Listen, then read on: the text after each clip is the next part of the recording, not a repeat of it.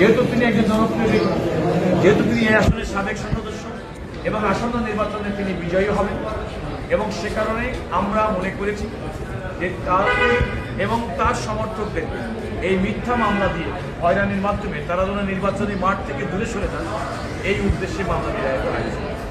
আমরা প্রাথমিকভাবে supreme court high court বিভাগে আমাদের শীর্ষ যে নেতৃবৃন্দ 40 জন, যারা মাহমুদুল্লাহ রুবেল সহ, তাদের জন্য মাননীয় সুপ্রিম কোর্টের হাইকোর্ট বিভাগের বেঞ্চে আমরা জামিন চেয়েছিলাম, জামিন প্রার্থনা করেছিলাম, এবং জামিন প্রার্থনার গ্রাউন্ড হিসেবে আমরা বলেছি যে দেখেন ওনার সময় রাজনীতি করে, এবং এই রাজনৈতিক প্রতিহিংসার কারণেই তার রাজনৈতিক প্রতিপক্ষ তাকে সহ তার রাজনৈতিক সহকর্মীদের বিরুদ্ধে মিথ্যা মামলাটি করেছেন।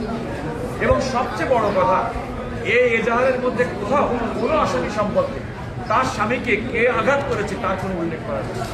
এটা কিন্তু আমরা আদালতকে দেখেছি। আদালত আমাদের বক্তব্য শুনেছেন, সরকার পক্ষের আইনজীবী বিরোধিতা করেছেন, কিন্তু আদালত আমাদের বক্তব্যের প্রাথমিক সত্যতা এবং প্রাথমিক গ্রাউন্ডটাকে ওনারা অ্যাকসেপ্ট করে ওনাদের সবাইকে 6 সপ্তাহের আগাম জামিন দিয়েছেন। আমরা